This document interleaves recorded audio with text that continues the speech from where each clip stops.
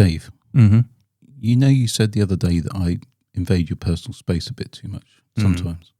Well, I just need to let you know that was quite hurtful and it completely ruined our bath.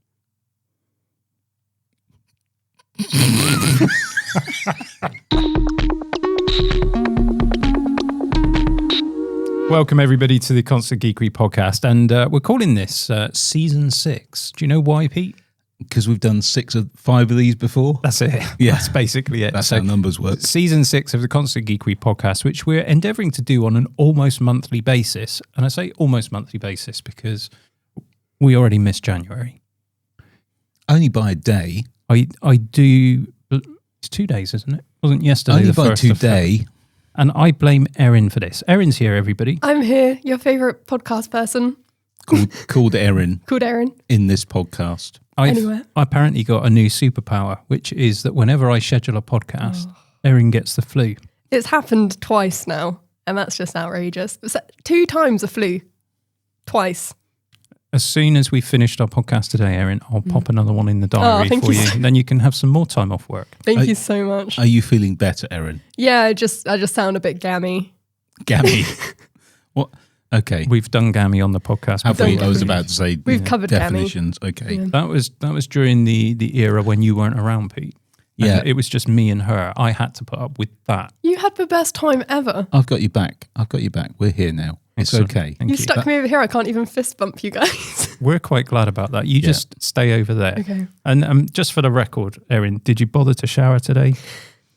I feel like my definition of shower is slightly different to you guys, though. Because when I said... Let me just clarify this before anybody thinks this is all taking a slightly weird turn. I put the podcast in the diary and I put it in for the wrong week, which was 2 weeks ago. So Erin merrily walks into the studio here whilst Pete and I are trying to get on with some work. You know, as we do. And then you said, if I recall correctly, and I believe I do recall correctly, Erin, you said, I'm glad it's not today because that would give me a chance to have a shower and everything. Yeah. But when I say that, I mean that I didn't wash my hair. Right. Like I still shower, but I didn't wash my hair. And to be fair, I didn't wash my hair today either. This is second day hair. And it shows. No, it doesn't. Literally smell it from here. No hair slander today. It's not about the smell, it's about the lankness. But what? Lank. What does that even mean? Well, when you don't wash your hair, you know, and you don't condition it, it just goes sort of, it's a polite way of saying greasy. Wow. This is actually outrageous. It is. But honestly, Erin, you agreed to do this podcast. Were you expecting this to go in any kind of different way whatsoever? Or were you expecting to be abused? I had counselling just before, so I feel like I'm prepped and ready. You have signed the abuse waiver, so you know. Yeah. Well, look, everybody, you've tuned into a technology podcast, and I do promise that we will talk about some technology at some point. I've got a drink again, and no Pepsi Max this time, Pete. Who are you sponsored by today? Well, I'm sad that Pepsi hasn't reached out to sponsor me. I feel like that would have been an auspicious opportunity for them, given the number of people that listen to / watch our podcast. 12. At least that many. Got you, yeah. And at least that many commented last time to say they enjoyed it. What, the Pepsi or the podcast? One of those things. Okay. Yeah, but I've had to go down market this time, you know, because the sponsorships ain't coming in, you know. So I've got Mountain Mist. I happen to know we buy these from the local wholesalers in bulk for the office. How much do you think one of these is? What's in it? That is a good question. That is a good carbonated spring water. Okay. Acid. And then in what type of acid? In brackets, citric acid. Oh, good. Okay. Natural flavouring. Sweeteners, which is sucralose, acesulfame K. That's my favourite. Literally hit those comments now to tell me that I'm poisoning myself. And there's some preservative, which is potassium sorbate. And it is indeed suitable for vegetarians, and you'll love this, Erin. It's suitable for vegans. Thank goodness for that. Excellent. And literally no calories. I think they cost about 21p a bottle or something. That's the state of our sponsorship deal at the moment, that we're having to sponsor ourselves with 21p a bottle. So Mountain Mist. Honestly, Mountain Mist if you're out there. I actually really enjoy your beverages. And if you'd like to sponsor us, then by all means reach out. I mean, we don't usually take sponsorships, but I might make an exception. It's a subsidiary of PepsiCo. You're not going to get anywhere with that. Is it though? It's not though, is it? No, it's not. It's made by some mysterious factory somewhere. Anyway, let's move on. Let's do some news. Yes, go on. And bearing in mind the infrequency of our podcast and the fact that I sort of collect little snippets of news as we go, then this isn't really news anymore. It's sort of Edison invents light bulb, that kind of thing. Yeah. Let's call it olds. Let's do the olds. Just like you guys. Ah. Wow. To be fair, we had that coming, or at least you did, because you did the whole shower thing. I've been nice to you so far. No, you have not. You said my hair looked lanky. Was it lanky? And greasy. Oh, yeah, thank you. Lanky means sort of tall and slim, Yeah, that's doesn't what it? I'm thinking. Yeah, no, lank, without a Y lank. on the end. Oh, okay. That was just an objective observation, you know. Mind you, we are also old, so yeah, okay. So, you know the Canadian musician Ashley MacIsaac? No. Well, apparently he is a very good violinist. Okay. But he recently had a concert cancelled in Canada thanks to Google's AI summary, which was confusing him with another Ashley MacIsaac. So somebody at the concert venue has gone into Google, typed his name in, and you know the top results that you now get, which are Google's AI results, which are wrong, like 9 times out of 10, or maybe even more than that. Are they actually? Literally every time they're I've been wrong. using that to work. That doesn't surprise me. Erin's been making life decisions on that. Oh, no. Rather unfortunately, in this case, there is an Ashley MacIsaac who is an offender of the worst type. Right. Oh, And no. this guy's basically been confused with him. So the concert cancelled his... the venue cancelled his concert. Wow. So he's now suing them for his lost earnings. That's fair. Right too. You should at least do due diligence on something like that.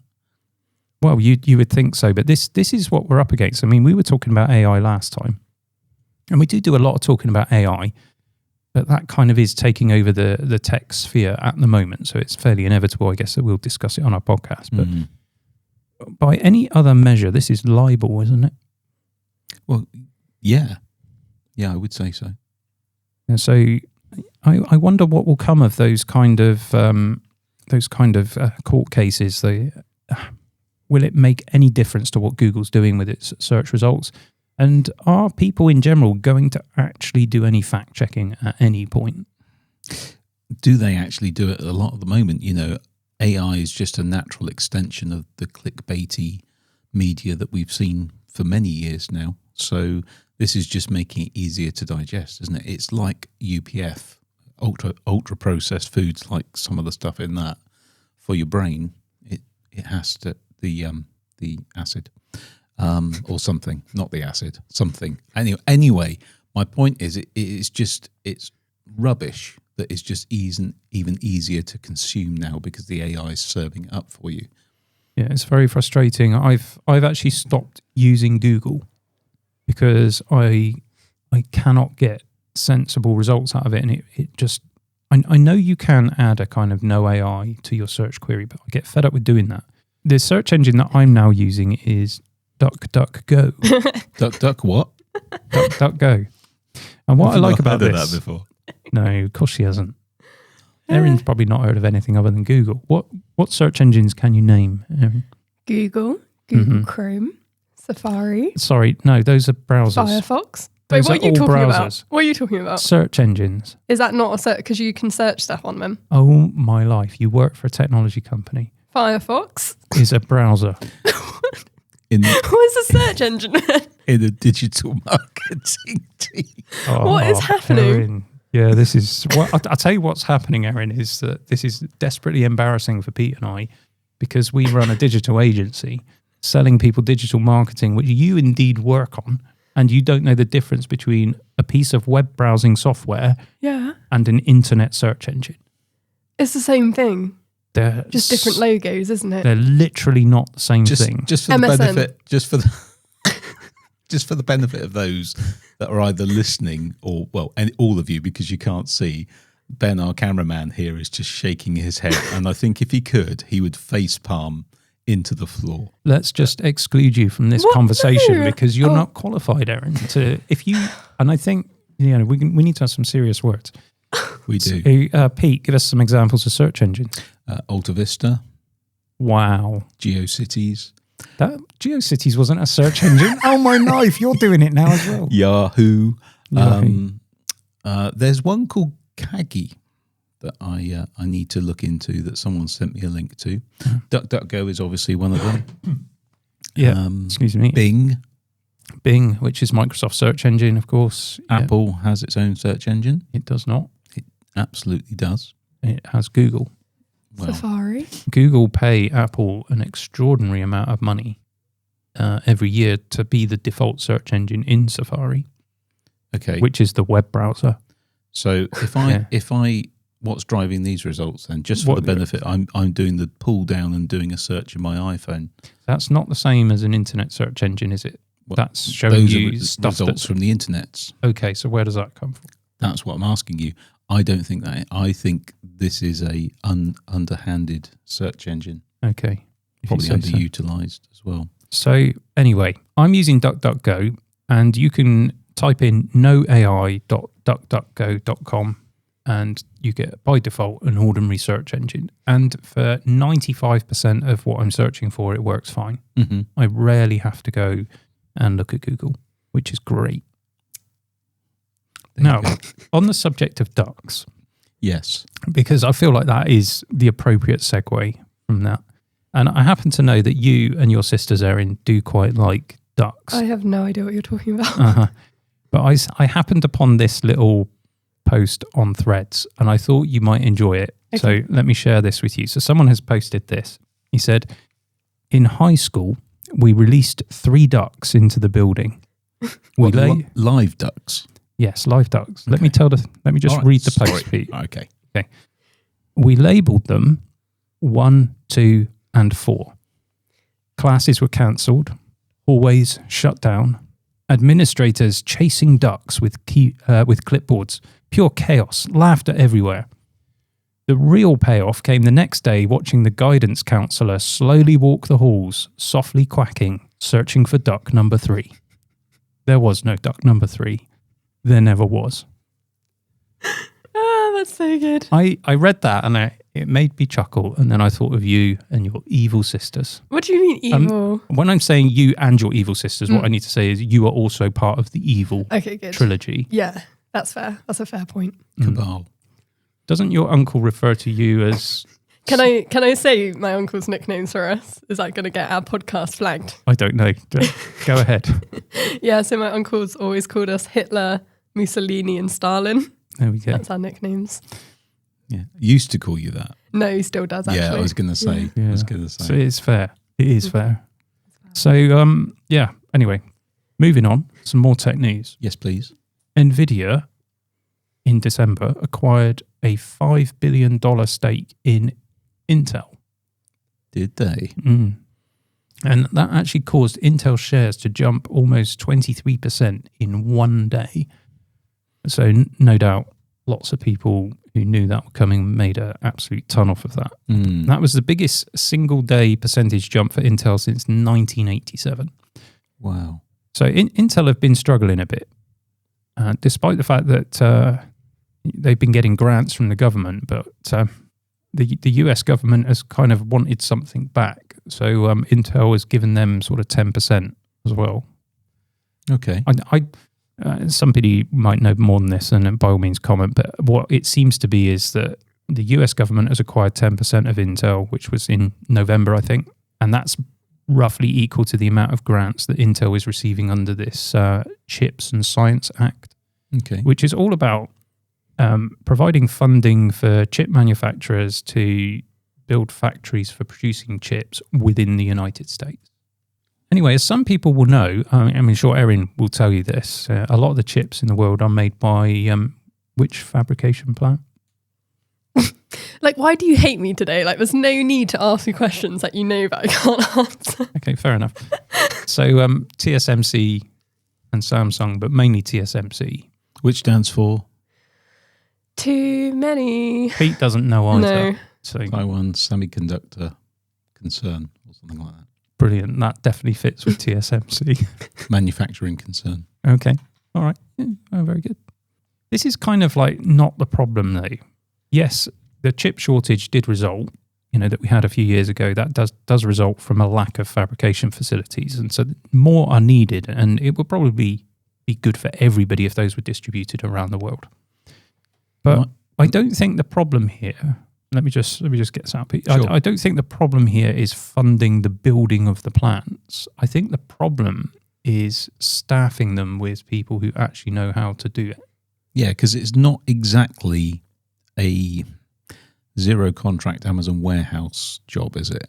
No, not No really. offense to anyone who has that job. I'm just saying you need a little bit of training.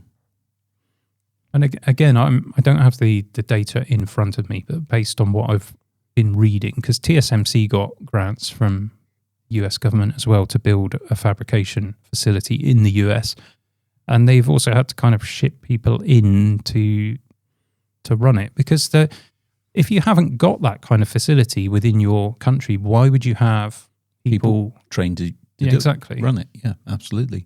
And maybe they are investing in the training, but surely that's going to take a lot longer than building the building. Yeah, absolutely. It's not just about the hard facility, is it? It's the soft skills, the people skills that are needed to do that. But I'll tell you something else that sort of worries me about this. We've got this whole circular funding mega roundabout that's going on in AI at the moment, and which does seem to be starting to fall apart, perhaps. But maybe that's for another day. But I do worry that we're going to end up with like a handful of megacorps that kind of own everything in the world. Yeah. And we're already seeing this happen in Blade Runner. It happened in Blade Runner. Excellent. I've not seen Blade Runner. Have you not? No. Much like Star Wars, I've not seen that either. What? Yeah. I thought that would be so up your alley because you're like a nerd. Yeah, well, that just goes to show, doesn't it, that you Have you can't watched Star trust Trek, though? stereotypes. I have watched Star Yeah, Trek. exactly. Yeah, okay. I feel like I've just been insulted. Have I just been insulted, Erin? No, Are you sure? totally fine. Uh-huh. So, obviously, people will point to the likes of Amazon as examples of this, but let me give you another example from a documentary that I watched about farming in the USA. Okay. And what seems to be happening here is that the suppliers of the seeds in the first place, those have all sort of, whereas you used to have loads and loads of different companies providing different products and therefore there's competition, over time, these smaller companies are being bought up by the megacorp. So you end up with the farmers not having any choice of where to buy the stuff from. At the same time, the same companies or other megacorps are buying up all of the facilities, that will buy your finished product. Got you. So Processing facilities. Exactly. And so they're setting the price at both ends of they set the price for the seeds, they set the price for what you can get once you've harvested your crop. Yeah. And the farmers are just getting pushed more and more down the pile. So they're not making any money, so people are giving up in farming. And then who buys the land that they give up on? I don't know the answer to I'll that. tell you, the megacorp. The megacorp. Now, we're not going to name any names here, No, that's not. but it might rhyme with slack knock. Let me give you an example that I've come up against in the local area. So, I have a lease car, as you do, which is due to be replaced this year. So I've started to sort of think about what am I going to have and have a look around. And since I was last sort of shopping for a car, it does seem that the market has changed quite a bit. Okay. How so? Well, it does seem in our area that all of the dealerships, or a lot of the dealerships, are owned by the same company. Yes. I don't know whether I should name the company. Why not? Do it. Name them and shame them. It's Vertu, Vertu. And now, just to be absolutely clear, they own the BMW motorcycle dealership, and I bought a motorcycle from them a couple of years ago. So I am a Vertu customer. As am I. Right. And I'm looking at a Volvo, and so you go to Vertu Volvo in the local town and try to organise some sort of deal. And they're just not interested. If you've got a part exchange, for example, they're just absolutely not interested in doing a deal with you. And they'll stick to this whole line. It's like, oh, yeah, head office don't allow us to move from the book price of the car. And the car in question that I was trying to trade in is, if you go on eBay or Auto Trader or anywhere and look at the same car with the same age, this is obviously not my lease car, it's a different car. But is it the Bentley? No. Okay. No, it's the Rolls Royce, Pete. I don't know why you got that when you had the Bentley, but okay. Well, it's a bit more at market, isn't it, Rolls Royce? Yeah, but you're not. I think you're punching above your weight. I have a Toyota Yaris. Do you? Yeah. With a rear view mirror? No. Did you hear what happened to it? No, go on. Sorry, this might be a slight That's detour. all right. No, just everybody hold that thought. So I was driving my car, my little Toyota Yaris, down a lane. This is so enthralling. And so people were running, screaming for their lives. There was nobody on the road. It was nighttime. That's Okay. because they knew she was driving. Right, no need for it. Anyways, I'm driving and then suddenly I hear, imagine Matt, that like Sorry, really loud. Can you do that? Can you do that again? Actually, it's more like, like Right. that. Was it a squirrel? Oh, I wish. No. They make sort of more of a sort of like sound. Isn't it more of a I feel like that one's slightly better. But no, I hit a pothole because, you know, every road in the UK has a pothole at the moment. Multiple potholes. And my tyre exploded and I was like, oh, that's rubbish. So Yeah. I go to pull over and there's 6 other cars pulled over with their hazards on because basically all of them had hit this pothole. And the police then turned up like 20 minutes later and was like, by the way, there's a huge pothole up there, so don't hit it with your car. Did the police hit it? No. That would be really funny, wouldn't it, if the police turn up to see what's going on? A lady phoned it in. But yeah, and then I went to change my tyre because, you know, I'm a woman and can do that. And a nice couple pulled over and was like, we'll do that for you because you look like you're struggling. Stereotyping women. No, but they literally got out and they were like, not because you're a woman, but do you need a hand changing your tyre? They're like, we've got to help this girl out. Look at the state of her hair. It's so lank. She obviously is in distress, needs help. There's no rear view mirror in her Yaris. She's licking the window. There's no need for it. I'm sorry about your tyre. Will you get some sort of compensation for that?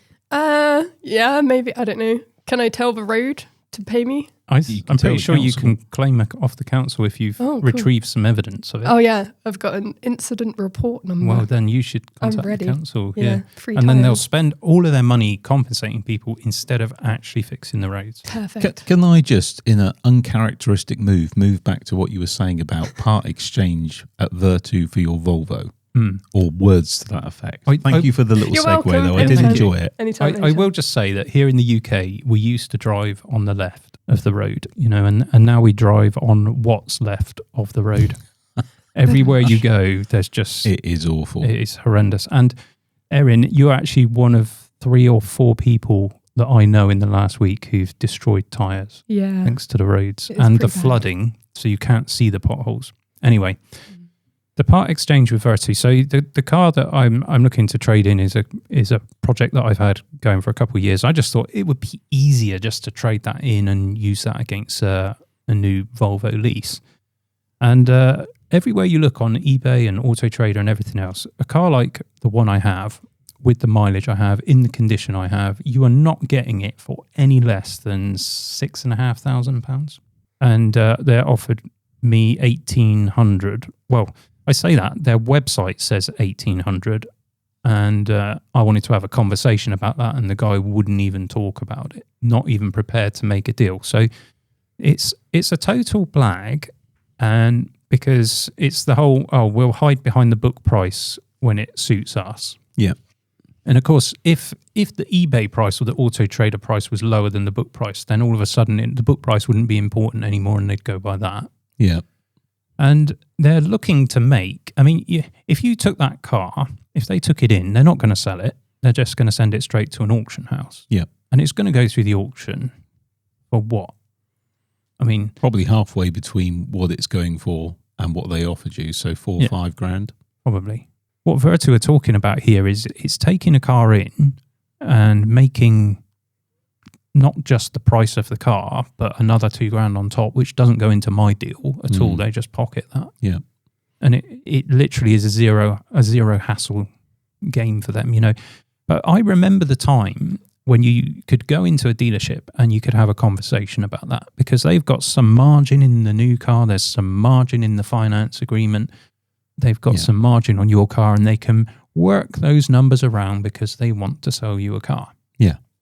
But this guy had zero interest in doing that.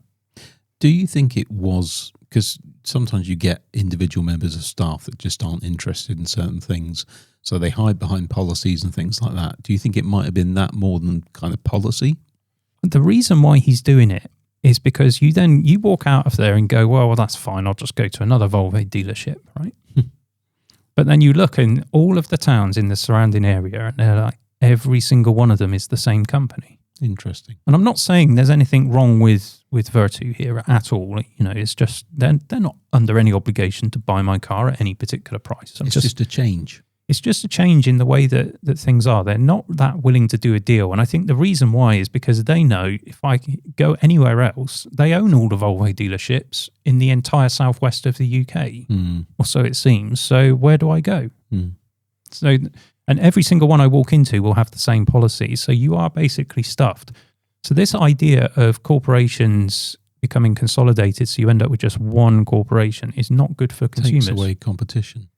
And going back to what you were saying about farmers, that's why, folks, if you can support your local farm shop, because I think there used to be a time when I thought farm shops were rinsing us and taking the mick, but actually they really aren't.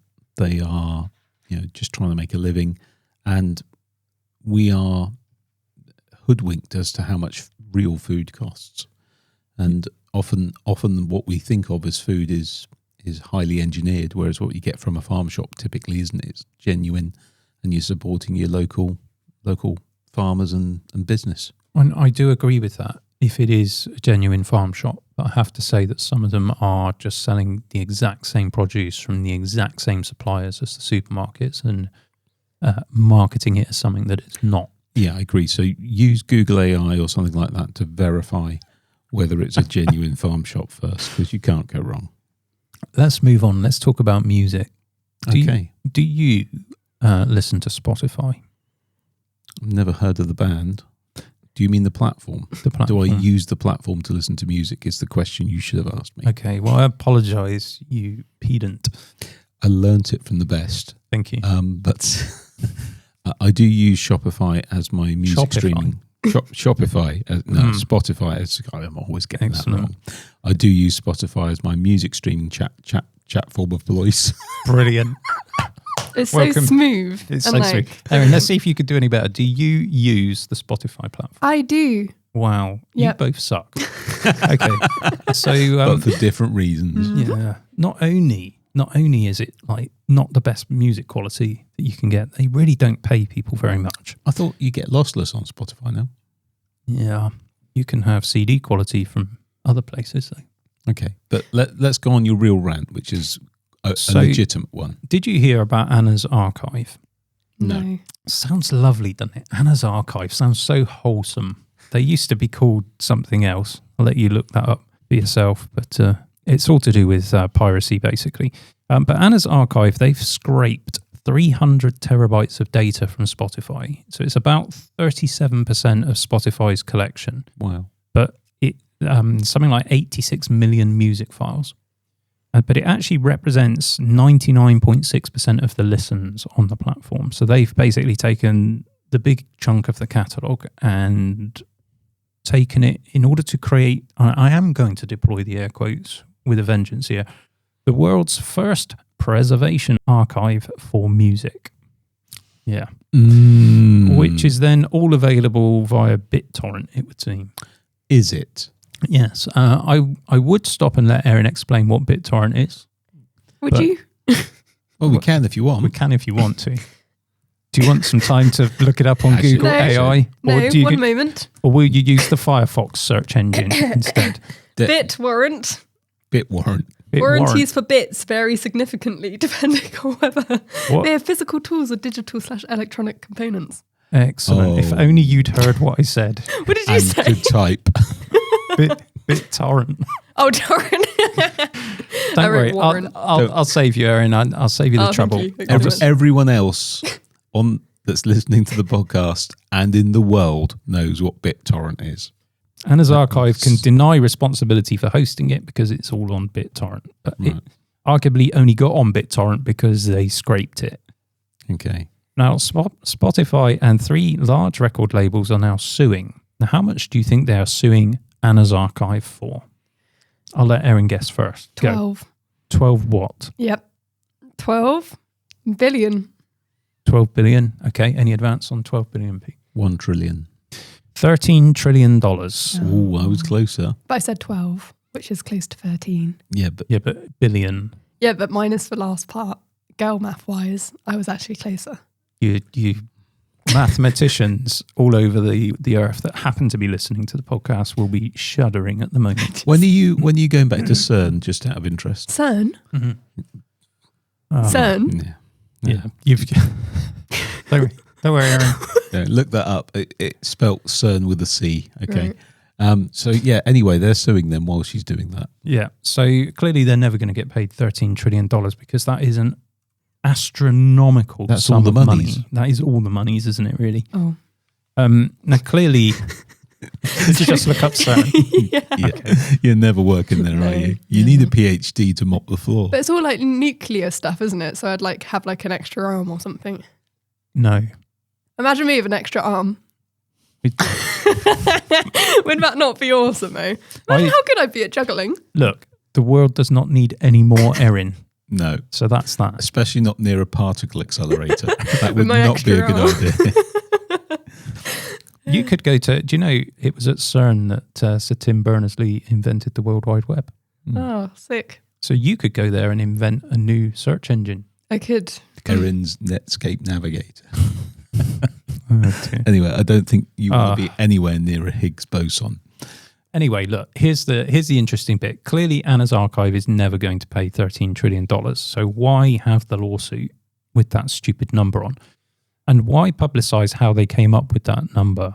Or maybe not how they came up with it, but the math that everyone is immediately doing is dividing 13 trillion by the 86 million songs, which I believe, I haven't actually checked the math myself, I'm just going on what Google AI told me, values each track at just over $150,000.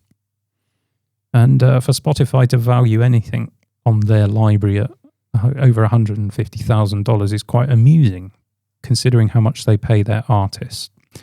So there's a band in Cardiff and they recently revealed their earnings. Now, how much do you think they get paid, Erin, every time you stream one of their songs from Spotify? Which band in Cardiff? Is it the Manic Street Preachers or is it? It doesn't matter which band it is because the price is the same. Is it like 5p or something ridiculous? It is something ridiculous, yeah, but it's not 5p. Pete, any advance? For all their streaming? On average, what do they get paid per stream? Oh, per stream? A couple of pence. 0.34 pence per stream. That's worse than 5p. It is worse than 5p. Well done, Erin. Good mathing over there. Much. Now, what that equates to is it means their most recent album, they would get £1 if you listen to it in full 20 times. Now, artists have always gotten a rough deal. You know, the record label will always have taken lots of the money, but if you go and buy a CD, I'm going to wager that the artist got more than a pound out of it. Yeah, I would say. Even if you never played it. Yep. So to get £1 for 20 full, complete listens of their album, which, let's face it, no one does anymore, particularly on streaming platforms, that's not a good deal, is it? But this points to something in human society, I think, particularly in recent years, is that we want creativity. So we want to listen to music, we want to watch films, we want to do this, we want to do that, but we don't value creativity. And yet creativity is such a core part of being a human being. So AI is a really good example of, you can create videos, you can create music, you can create songs, you can create creative images, that kind of thing. But no one wants to pay for it. No one wants that, yet fundamentally creativity is a huge part of most people's lives, even if you don't realise it or don't think of yourself as creative. It's just sad. It is sad. So here's something you can do to support your artists. Right, suppose that you're... Go on, Erin's got her hand up for those who... I have my hand up. Go on then. It's because a lot of artists are going to Bandcamp. Have you ever listened on Bandcamp? I have. I've supported lots of artists on Bandcamp. That was my suggestion. Go to Bandcamp. Not everybody's on Bandcamp. No. But it is. But some people are, and it's nice. It is. And it's a great place to discover bands that are much smaller, and you can buy physical media from them, which is great. Something I do is if I really enjoy an album that I'm streaming, and I don't do a lot of streaming because I don't like the quality of it, but when I do, if I find there's something I really like, I buy the CD. That's actually really commendable. Yeah. I didn't say that to get that commendation. I just thought... I know you didn't. It's an idea, isn't it? It is. And it also means that when Spotify or these other platforms eventually go belly up, or the AI takes over or whatever, and you can't find real music for all of the AI nonsense or whatever, you can still crack out your CD. And what an enjoyable experience that is, to put an actual CD in an actual CD player and listen to a whole album. Mine's broken. I'm in my car. Oh, right, okay. Yeah, it just spits them back out at me. I'm actually really pleased you know what a CD player is. I'm not that young. I happen to know that Erin even has a Walkman. I do. Yes, I love that thing. I know I actually use that. I know that she has, and I know why she has. 0.34 pence a track. It's not good, is it? I mean, it isn't unless it's Coldplay, in which case it's overpriced. Harsh. But but fair. You're just reinforcing my point. Yeah, okay. Other streaming platforms do pay more, but none of them are paying lots of money. Nobody's really getting wealthy off of streaming, and maybe that's got something to do as well with like ticket pricing. Although that's probably to do with like Ticketmaster owning all the tickets. It's absolutely ridiculous. Ben, do you mind me mentioning your recent ticket purchase? I can't remember which band it was. It was for Evanescence. And so you bought 2 tickets because a friend wanted one, and then decided that he didn't want it. But there was an option to sell the ticket back, and they buy the ticket back and sell it, but then you don't get your money until the gig, which is when? September. It's horrendous. So they've sold the ticket again. They've got their money, but they'll sit on it until September, until the date of the concert, and then they'll release your money from selling your ticket. I'm stunned. Did you say Evanescence? The Evanescence? They've been around for ages. They're great. Wow. Didn't know they were still going. I'm going to have to... I've got some Evanescence on CD. Excellent. I don't like Evanescence anymore, and nor does Ben. Why? Because we just found out Pete likes it. Sorry. I'm so slow today. Goodness. I love ruining music for Dave. There's a Venn diagram of music I like, music Dave likes, and where the 2 circles meet is music Dave used to like. I like that. I completely ruined Dream Theater for him by just mentioning it once. Is that the ones who sing Dream On? Dream On. No, that's Aerosmith. Oh yeah, they're great. Heathen. Oh dear. I like them too. Yeah. Hey, I tell you what, let's keep talking about lawsuits. Lawsuits are fun, aren't they? Do you know there's a $900 million lawsuit currently going on against Valve, which is the creators of Steam, and also, Erin? I'm stressed about this. My Steam Deck. Yeah. My Steam Deck. Yeah. That's outrageous, isn't it? It's you don't know what the lawsuit is Yeah, yet. what do they do? They might be guilty. Yeah. So this is a class action that is representing supposedly 14 million UK consumers. And right. yes, so sorry folks, it is in the UK. It's UK responsible. Now the lawsuit alleges that it's because Valve's terms require that the developers who are selling on the Steam platform, if you sell a game through Steam, then any downloadable content for that game must also be purchased through the Steam store. Okay. And then Steam will charge their 30% commission. So the lawsuit basically says because of this, because developers can't then sell people downloadable content off their own website without the commission, then everybody's paying more than they should. So that's the class action. Okay. So enter rather unfortunately, Tim Sweeney from Epic Games, who has very unsurprisingly voiced his support for this lawsuit. Are you familiar with Tim Sweeney from Epic Games? No, the last Sweeney I knew was Todd. Okay. Didn't he do hairstyling or something? Yeah, something like that, and pies. Lovely. Are you familiar with Mr. Sweeney from Epic Games? No. No. He's got a bit of a reputation for publicly fighting these commissions, whilst at the same time running his own game store. So obviously, does he? No motivation for that. So, and hypocrite. He is a little allegedly. Bit. Well, hold your thoughts on that, perhaps, because perhaps we're being a little bit unfair. But anyway, he's voiced his support. Now, previously, Epic Games have filed against Apple and Google for basically the same thing. This commission and the forcing of using their payment platform for in-game purchases and that kind of thing. Okay. And they claim that they got a great victory against Apple, which is not entirely true because the court found in Apple's favour on 9 out of the 10 counts. Okay. But the Apple were required under that original case to allow developers to link within their apps to alternative payment options, in-app content. So they had to allow developers to do that. Now, Apple did comply, sort of. Typically, Apple, they changed their policy to allow it, but in quite a restricted way. And then they also still required the developer to pay a 27% share back to Apple. Okay. So it was a bit of malicious compliance, I think. They found every loophole with it. Understandably, Epic complained, and then Apple was required to lift the restrictions, and they were banned from collecting revenue shares. And that happened last year, and I think Apple is now appealing that. But to listen to Tim Sweeney talk, it's like, he's won a major victory, and it's set a precedent that means that Valve can't do this. Right. But the Steam store is different to Apple. You see, Apple is a closed ecosystem. If you want to buy an app for your iPhone, let's say, where else can you go other than the App Store? Well, typically you can't. You can't. There is no competition. So is that the same for Steam? If you want to buy a video game... No, you can go and get it from other sources. Exactly. So it's not the same.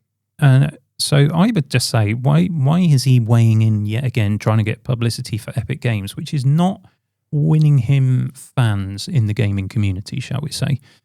And why don't we just let consumers and video game producers choose? Now, Epic Games Store apparently runs at 12% commission. Right. And they set up this store to show that you can run it on a smaller margin. Well, obviously you can. The whole point of a free market is that people can set their price and consumers can make their choice, right? Yeah. But to say Epic Games Store is equivalent to Steam is not actually fair, because Steam has double the number of active monthly users. But more than that, Steam does a better job of engaging users. So its users are more engaged and they spend more money. So if you're a developer, it's like, oh, I can pay 12% and go on the Epic Games Store, and I suspect what they actually do is choose both. Or I can pay 30% and go on Steam Store. Yeah. Do you want a smaller slice of a bigger pie or a bigger slice of a smaller pie? I don't know if it's a controversial view or not, but I'm no big fan of big companies, be they tech or other, owning a market and being a monopoly. But if you just take the simple illustration of a shop, just a simple shop in days gone by, and the shopkeeper buys in his wares and then he puts his markup or margin on it, and then you buy it from them. No one would go into the shop and cry foul that the shop owner was putting his, I mean, my dad was in retail and he put a markup on. I know what it was. It differed from different industries, but no one expects the shop owner to sell a product at cost, because the shop owner has costs and they need to make a profit. That's how business works. So while I'm no big fan of big tech companies, lording it over us, the App Store is a thing because Apple invested that money. So they're getting their return on investment. They can call the shots on it. Same with Steam, same with Epic Games. You're providing a service, you're providing a product, you can choose to mark it up. And if people want to buy it from you, knowing that, that's up to you, isn't it? I think so, but for the sake of balance, let's just be clear. A lot of people will argue that like the Apple Store doesn't have the same costs as a retail store. No, and but in a the lot Apple of cases, Store wouldn't exist if Apple hadn't built it. I'm not defending Apple, but they built it.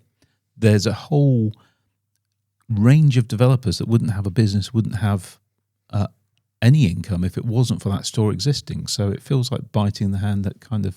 Yeah, that's true. And to be clear as well, Apple does offer a discounted commission rate. I think it's 15% for smaller developers.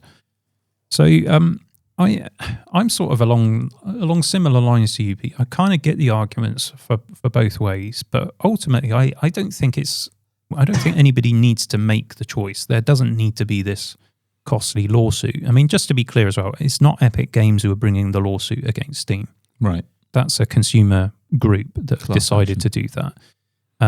It's just that Tim Sweeney's wading in on the issue and he's making comments like there's a legal precedent, Steam can't do it, they're breaking the law, blah, blah, blah.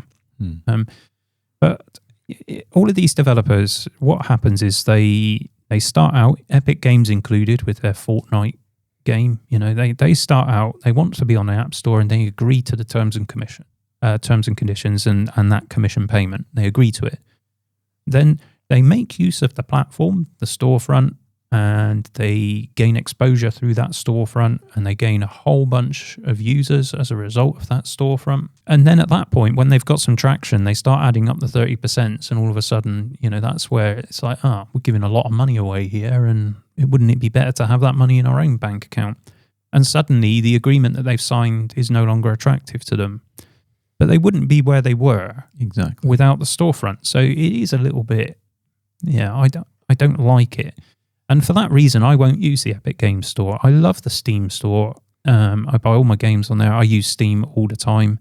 I particularly like the fact that Valve has produced the Steam Deck, which is a phenomenal piece of hardware. And I'm excited about the new stuff that they've introduced, like the Steam Frame and the Steam Machine. Machine. Sorry, got so excited about that. Looks like a little GameCube, doesn't it? It does. Yeah, it's so very cool. 10 out of 10. It's lovely to see your enthusiasm for something. Thanks so much. And your comprehension of it. I love Steam. Anyway, just out of interest, what is your favourite game? Am I allowed to? Oh, no. No, you're allowed to ask. I just think you're going to think it's... No, you're going to think it's Power Wash Simulator. Hang on a minute. Let me just clarify.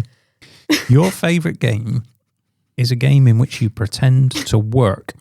Yeah. Okay. I think it's funny as well because obviously mum and dad do pressure washing as part of their job. And when they walked in and saw me playing this game, they were not happy. They were like, right. I tell you what, let's keep this on gaming. Let's talk about your first computer. So what is the first computer you remember, Erin? Oh, I don't remember. I was just going to be really annoying. You're going to hate me for this. I don't remember. You put your hand up to answer the question. I'm not going to answer your question. I'm going to be really annoying instead. Yes, go ahead, Erin. That is basically what you do all the time. Go on. I didn't put my hand up to answer. I was just saying, I need to go pee. Okay. Good. And thank you for sharing that with all of the listeners. Literally, Erin, just no one will notice that you've got... A few moments later. Things I never needed to know. Pete, what was your first computer? I am going to tell you, but I'd like you to guess. Oh, well, was it one that you had to use punch cards for? Yeah, it had valves. So maybe just give me a years. Roughly what year was it? Probably about 1984, 85. Okay, so was it a... this is you. ZX81. You almost. ZX Spectrum. Cooler than a ZX Spectrum. No, as in you're getting colder. Okay, ZX80. What, a ZX80? Mm-hmm. In 1984? Yep. You're late to the party. Didn't that come out a bit earlier? It did come out a bit earlier, and that was my first exposure. So it was my cousin's. Yeah. And I had that for what felt like just a very short period of time. Then it was a ZX81 with the expansion pack, right, which you then had to put on something so that it didn't fall out all the time. A bit of blue tack, I think, was what Clive Sinclair recommended. Something like that. So yes, I had that for a little while, but then, although that was my first computer, I didn't do a lot with it. I did do a lot with my second computer. Okay. And I'm just thinking as well, I probably made a boo-boo there because I doubt the ZX Spectrum was out in 84, was it? No, it might have been. Ben, can you look that up? When was the ZX Spectrum? They all happened quite quickly back then, didn't they? There was a sort of explosion. 82. Oh, wow. Okay. There we go then. Mm. So what was your next computer? Well, did you go on to the rubber-keyed wonder, the ZX Spectrum? I never had one of those. I did have a Plus 2 at one point, the Spectrum Plus 2. Was that the one with the little micro drive thing? No, it was a friend had that one. That was the Plus 3 had a micro drive. Right. The Plus 2 was the grey one with the cassette deck built in. Got you. But that wasn't my first proper computer after the ZX81. Okay, so roughly, but it was grey. It was grey. Was it a Commodore 16? Yes, it was, okay. And I still very dear to my heart because there was the 16, and there was also, I believe, there was the VIC-20, very similar to the Commodore 16, but different somehow, more RAM possibly. Possibly, it's all a bit before my time, Pete. You are just that little bit older than me. Yeah. What I remember is, I'm not going to take that as an insult because it's true, but I remember I had a Commodore 16. I think it was the VIC-20. A friend had, and some of the games were compatible, but some weren't. And the better games you had to have the VIC-20 for. I think it was the VIC-20. Right. And I think it was to do with, there was a chip difference between them. Interesting. But yeah, the Commodore 16 was cool because it looked like a grey Commodore 64. But with less memory. But great. Loved it. Did a bit of programming on that.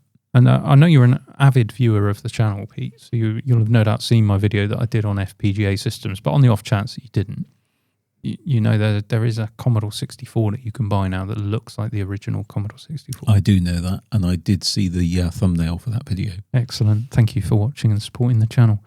Incidentally, whilst we're on that, we're very close to 50,000 subs. It'd be very nice if we got to 50,000, so, you know.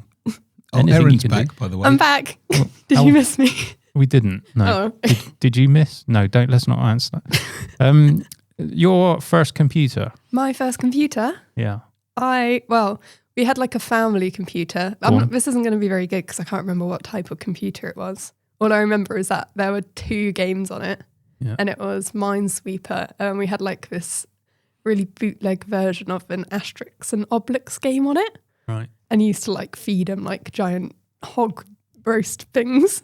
IBM clone. Wild boar, I think, is the correct term. Yeah, some little boar things. Some kind of IBM clone, I would say. So it was quite cool. We bought it off of a school. That was it. We got it off of a school because the school sold all of their computers. What colour keyboard did it have? I think it was just like a black one. Did it have red buttons at the top? No. Okay. I don't think so. You know where I'm going with that. She's just not old enough for that. Any of this stuff. Are you old enough to remember that? What year would this have been? 2000 2005 or 6 maybe. I was properly working by then. Yeah. So long working. Mm. So you had a PC. That was your first computer. And then we had a family laptop as well. It was like I think it was a Dell or something. Right. And like the only game on it was like do you guys remember like the Purple Palace game? Right, probably not because I wasn't playing like kids games. No, but it wasn't. It was just like the inbuilt game on every computer. It was called like Purple. I'll Google it. Don't worry. Yeah, I'm sure you'll get good results there. This is actually very interesting, isn't it? We're remembering specific models with specific architectures. I'm interested to see yours in a minute. Purple. Purple. It's spelled with a B, not a P. Yeah. Purple Place is a classic 2007's Windows educational game featuring 3 mini games called Comfy Cakes, Purple Shop, and Purple Pears, designed for memory and logic skills. Erin, why on earth would you think designed for memory and logic skills? Why would you think that we'd be playing educational games? You can get it on Steam. 2007. You can get it on Steam for $1.99. Well, I'll leave you to go and purchase that whilst we carry on. Remembering real computers. My point was that her first computer was just some generic PC. No offense, that's just the age you were born in. And all the more poorer for it, I would say. You missed out on the excitement. I mean, the 80s and 90s were just way better when it comes to computing. I mean, I remember like computers that I wanted to have because I remember like on Disney Channel, no, not on Disney Channel, on Maybe it was Disney Channel. They all had those, those Mac laptops, and like they had like a handle almost. And like one of those. So that would be cool. the iBook G3. Yeah, there you go. With the coloured clamshell, different colours. Yeah. That was always real cool. Yeah, a big turning point for Apple, that and the G3 iMac. What is that, a G4 up there? That's, the viewers and the listeners won't be able to see you. I'm pointing at a silver and grey G4. It's a G4 Power Mac. Ben is now just taking some footage on his phone, which he will splice into the... Seamlessly. Yeah, so if you're on Dayv. YouTube, you'll now be able to see it. Dayv. Yes, Pete. So Commodore 16 for me. Yeah. What was your first computer? It was an Acorn Electron. Oh, well, very nice. Yeah, I'm sure that was the first. So our family, we didn't have a lot of money growing up, and my mum and dad bought that for someone else, and I think it must have been a long time after the Acorn Electron was released. You know, there were far better. I mean, there were far better machines around, but we could never afford that. I mean, I looked up when I did the video about the Commodore 64 thing, I was looking up the price of that and adjusting it for inflation, and they were not cheap. No. You know, that was sort of, I can't remember what it came out at, Ben, but it's somewhere like 1,500, maybe even a bit more than that. Really? Wow. So adjusted for inflation, that was a huge amount of money. That was never going to happen. I think my mum and dad might have paid 20 quid or something to get this old Acorn Electron, but it had BBC Basic on it. It's what I learned to program on. So that was my first computer, but it wasn't the thing that made me fall in love with computing, I don't think. I later had an Amiga 600. I was going to say, you just got Amiga splashed all over your face. Amiga 600, and I saved up my own money to buy this, and that meant doing a paper round, early morning paper round 7 days a week for over a year, so that I could buy my Amiga 600. I've always wondered why you look older than me, even though you're younger than me, and that probably had a big part in it. It was tough, mate. It was tough. Well, especially in the winter when it's like freezing cold and you go around the corner and fall off your bike because the road's covered in ice. And you got your big bag of papers. Big bag of papers. Not so bad on the early morning paper round, but I also used to do for a period an after school paper round once a week with the free local paper. Did you ever do those? Yeah, I did. 2 bags, frosted, cutting into your shoulders. Oh, and then some weeks you'd have leaflets as well, which was great because you got paid more, but... You actually had to deliver them, in theory. Does this even still happen? I don't know. Is this still a thing? I don't know. Because it wasn't good for your back or your shoulders. No. I tried Googling your first computer to see what it looked like. I think I spelt it wrong because it's just given me a bunch of photos of squirrels. I shudder to ask, Erin, but what have you typed into the I think search what I've done here is I've typed in Acorn Ecorn, which isn't what you said, was it? Not quite even close. You got the acorn bit right. Yeah. That's fine. Electron. Oh, right. That makes sense. Yeah. Electron. Although you've got to do a screenshot of those search results for the viewers. I love that. Oh. That's not quite as exciting, is it? No. It's a beige box, isn't it? Yeah. It hasn't got a screen. No, you had to basically you typed and hoped. You used to connect your computers to your TV, Erin. That's outrageous. And when I say TV, I don't mean a flat screen.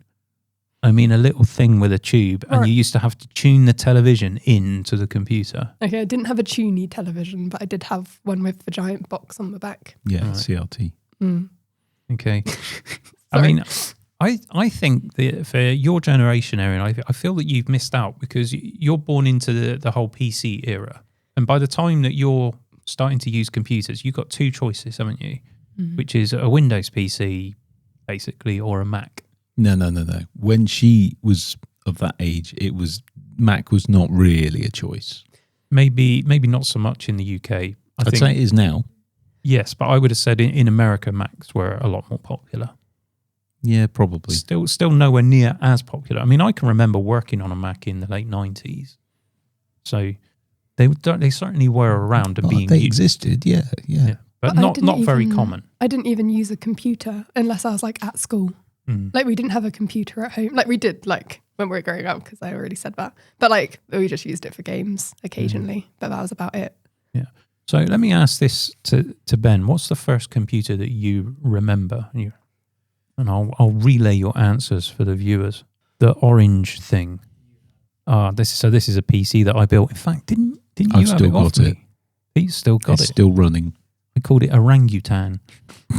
Yeah, that was good. It was a good PC. It's got, it had like a rubberized case. The orange was rubberized. Oh, Orange rubberized things go dear. sticky.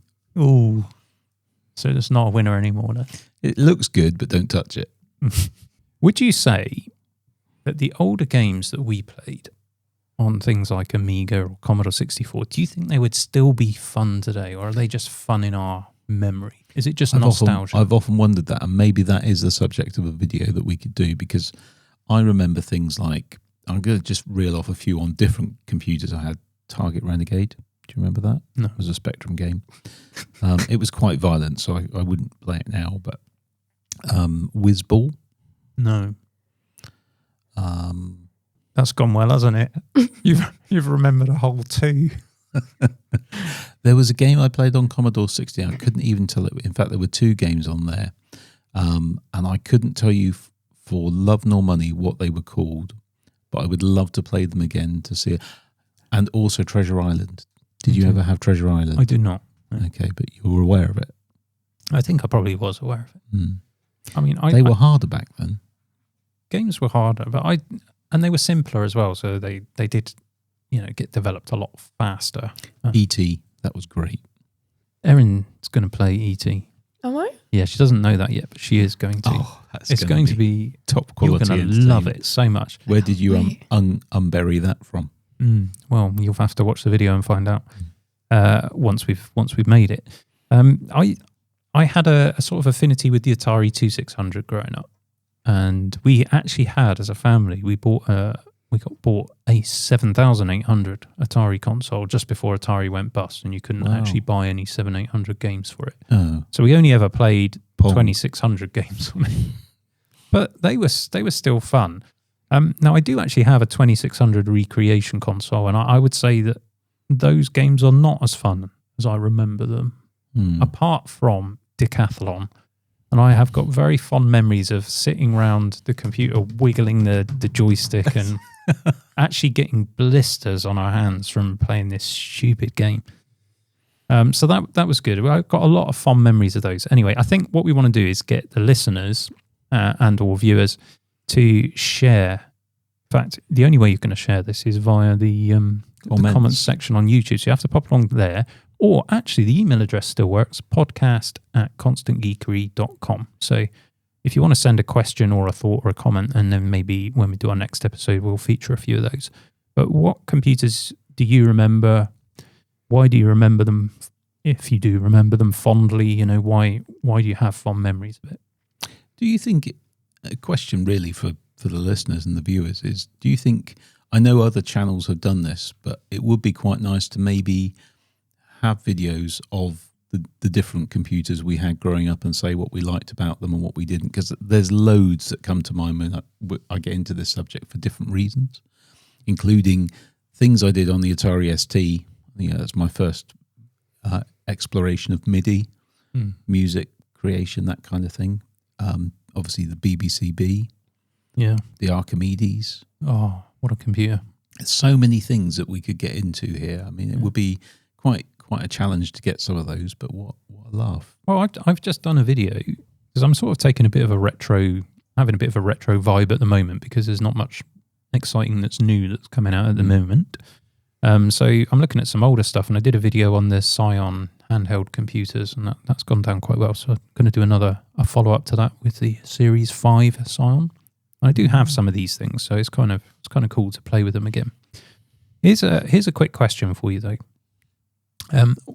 A question to both of you. What does your perfect computer look like? And why is it a MacBook Pro?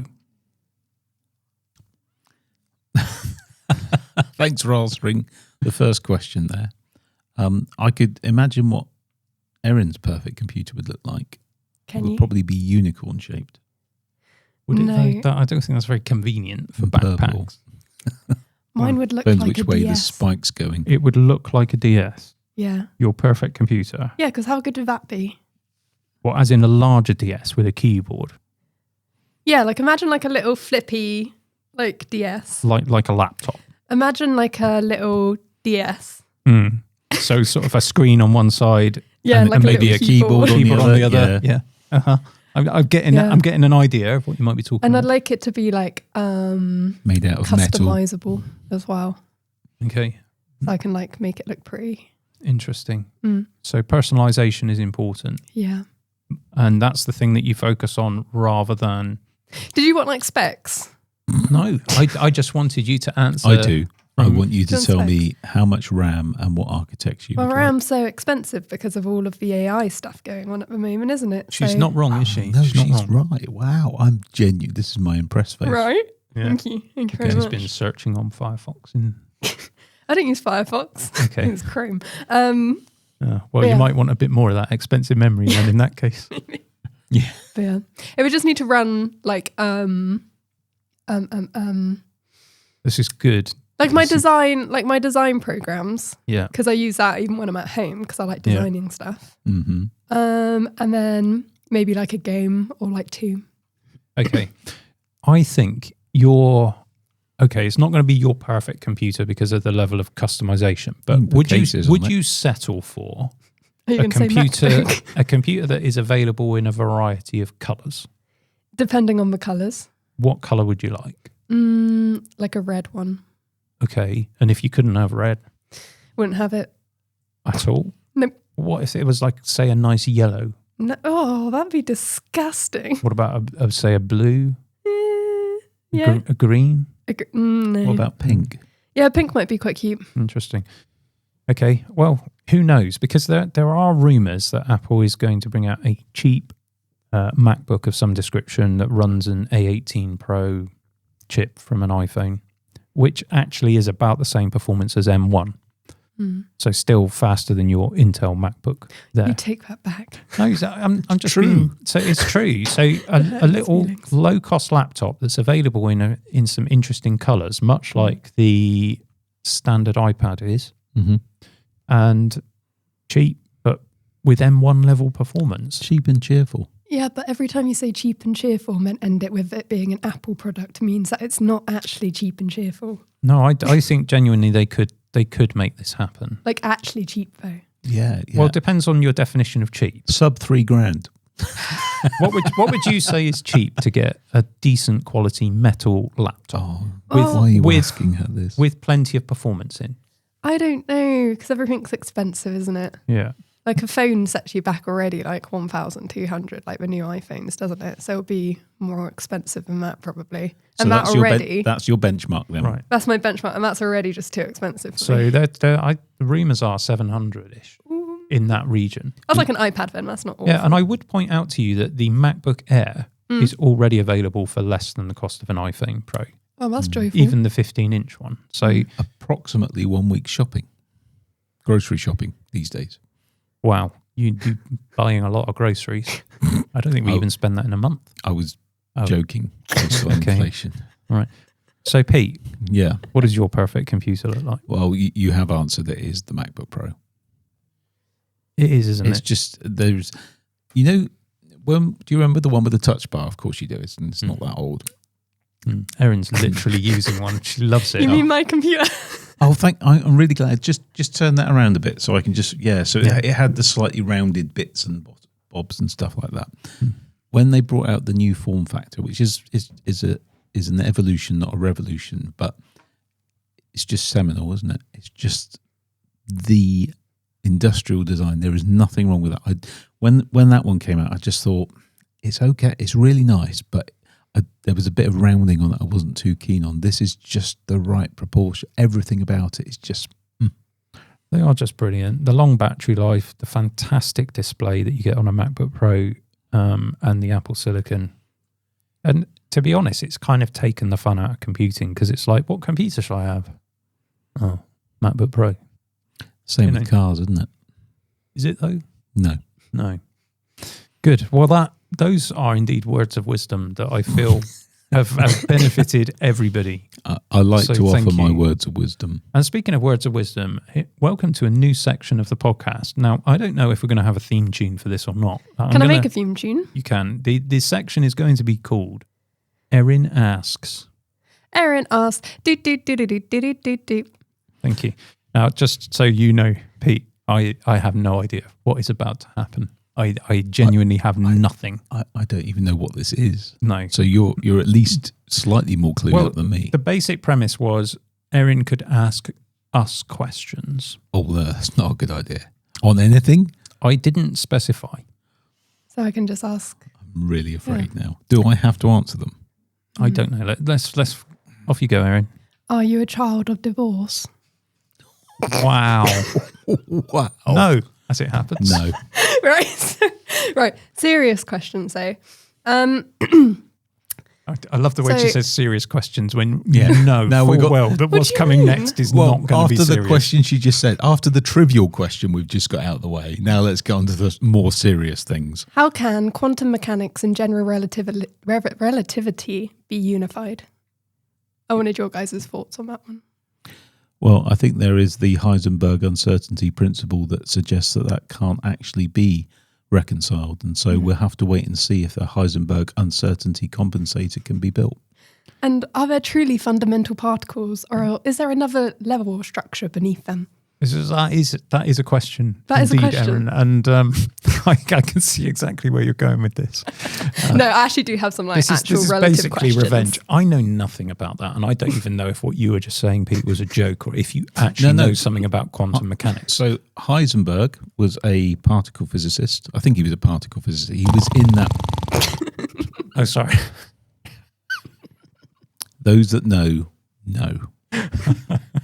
There was me trying to inject some actual interesting knowledge in this about RAM and no one's interested. So there you go. Well, it had all of the hallmarks of this was going to be a long conversation of you explaining something that I know nothing about. Okay, I'll just do this. In the comments, if you know what a Heisenberg compensator is meant to be, please comment and we'll just see. Okay. Well, I will certainly look forward to those comments.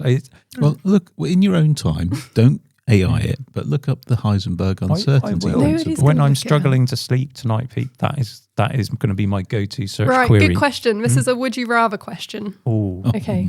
Who's the question for? For Dayv. both of you, but But- also I feel like it's not as good because you've just had like a full conversation about something that you like. But anyways, would you rather only be able to use Apple products for the rest of your life or only be able to use Android products for the rest of your life? Well, it's not even Apple. Yeah, that's why I'm annoyed because you I just had don't- like a whole conversation about how you like Apple. And then I was like, oh, my No, question's not very good just to be anymore. clear for viewers/listeners, I'm not opposed to Android. I do in fact use an Android tablet. I have a Samsung Tab Ultra. I have used Android phones and other things over the years. But if I had to choose between them, you've got to choose the Apple ecosystem. It's just more unified and better privacy. I trust Apple more than I trust Google. And I don't trust Google very much, and I don't trust Apple that much more, but it is more than Google. That's my answer. It's a bit like saying he likes me more than you. It's not a quantitative measure of anything. Just no need for it. There's just no need for it. Okay, new question then. If you could own one tech company, which tech company would you own and That's why? actually a good question. And also, follow up, would you change something about it if you owned it? That's actually a really good question. Thank you. Yeah. Genuinely. Any tech company? Any tech company. It can be in any, whatever you call it. I wish I had more time to think about it, to come up with some like brilliantly clever Well, answer. I can hum a little tune while you guys think about it. Shall I go first? Go on, Pete, you go first. Because at first you think we'll go for the biggest, go for Nvidia as they are at the moment, or OpenAI or someone like that. But the more you think about it, you think something about them doesn't feel sustainable or particularly ethical. Whereas while Apple has lots of bad things going on for it, in terms of, I guess the other question is, why would you want to own it? Well, I have no desire to own a big tech company, but I quite like to comfortably retire. So Apple would certainly do that for me, and they're less evil than some of the others. I'm not saying they're perfect, but I would probably change the enforced upgrade cycle to something that was a little bit more genuinely environmentally friendly and more considerate of people's incomes and life cycles of things rather than slowing stuff down. Okay.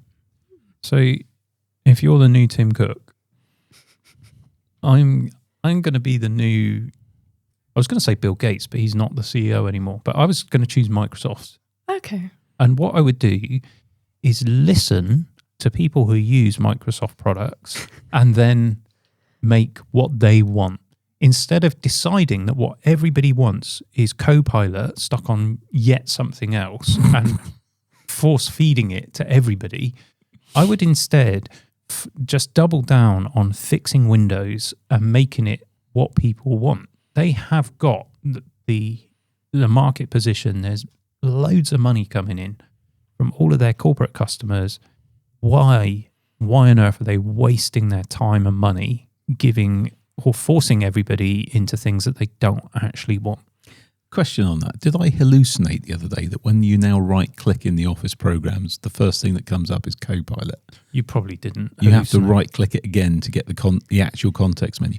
I reckon if that water bottle was owned by Microsoft, when you took the lid off, Copilot would be popped out. I don't even hate Copilot. I think it's actually, as a chat bot, as an LLM, it's okay. I mean, it's running OpenAI's model, but different. Pete's not as impressed with it. Whatever. I really like some of the Microsoft products. I just don't like the direction and the fact that everybody seems to not want it. I mean, more than ever, people are moving to Linux because they would rather have the pain of recompiling their kernel and all of the other nonsense that I am joking, folks. Here, I'm being facetious. I know it's not like that anymore, but I'm moving to Linux. Are you moving to Linux, Erin? Yep. Yeah. Have you recompiled your kernel yet? Definitely. Yeah. See, we're all doing it. I think we should make Erin. I think we should give her a laptop and make her install Arch Linux on it. No, don't do that. I don't even know what that means. Don't she have an aneurysm? Has it got a touch bar? She wouldn't become any less productive. You could install it on that computer. Yeah. I don't think that would be kind to her. Anyway, I've ranted. Good answers. Do you want to know my answer? Go on. Yeah. I've thought about this. Mm. I would own Nintendo Ooh. and I Okay. would re-release the Wii because I think it's one of the best gaming machines ever made.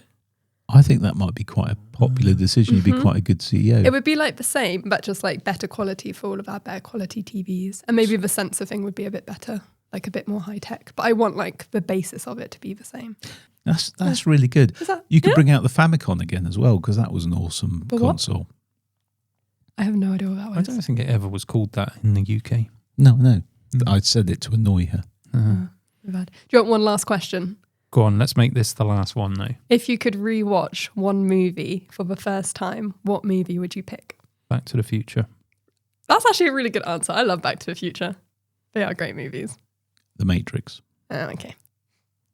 Good. We'll ask you the same question, Erin. Oh, I didn't think about this one. Oh, well, so like us then, you'll have to suddenly answer on the spot. Little Miss Sunshine. Okay, I don't know what that is. Wes Anderson movie. I don't know what that is. Fantastic Mr. Fox. Oh, yeah. Same director, Oh, but Little Miss Sunshine. okay. Interesting. Okay, well done. Yeah, thank you. Thank so you. much. That was Erin Asks, everybody. Erin asks. Thank you. Sorry Thank I you. interrupted Yeah, your fine. jingle there. Now, if anybody wants to put a question on the next podcast, then she may indeed repeat your question. All questions will be vetted by me before they go anywhere near Erin. Yes. You are warned. So pack it in. Quite. I think we should probably wind it up. Yeah, it feels like it's been a podcast of news commentary really today. But it's been enjoyable. I think there's been some good energy. Good. Well, we'll let the Let the listeners know. yeah Decide, rather. Absolutely. And don't forget to subscribe to the channel if you're not already. That doesn't mean, incidentally, you might be forgiven for thinking that will mean YouTube will show you our content, but it doesn't. What you need to do is ring the bell. And if you do that, YouTube will still not show you our content. The best way to actually see if there's new content is go onto the channels you subscribe to, click on the channel and see if there's any new videos. That tends to work. Yeah. Yeah. Anyway, we appreciate all of your support very much. Thank you for watching/listening to us today, and hope you have a lovely rest of the February. Whatever you're doing until we return at some point, possibly in March. Yes, for episode 2, mid-March, because I'm away beginning of March. I'm away at the end of Feb. Yeah, I'll be here. So maybe just leave the podcast to you. Solo podcast? I would actually listen to that. Would you? I know I a have lot of so people much stuff would. I could talk about. Could you? Yeah. Could you prepare some for next time? Yeah. What do you mean? Oh, what, just do like a solo podcast? Well, just literally prepare. I prepared so well this time.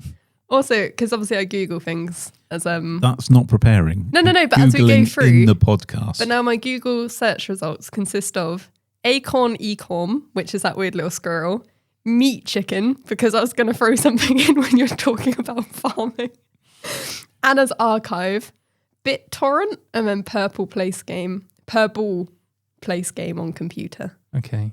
So. Thank you. We've enjoyed having you on the podcast, Erin, for your wisdom, your clarity, your deep scientific thinking. Thank you, everybody, for watching/listening. We'll see you again on the Constant Geekery podcast. Cheerio. Honestly, I think there's a lot in that podcast that could get us in trouble. I think you're going to need to edit very carefully on this one, Ben. It's going to end Sorry. up being about 3 minutes long. Yeah. That and all the audio problems. Did you hear it clipping and all sorts? This thing is toast.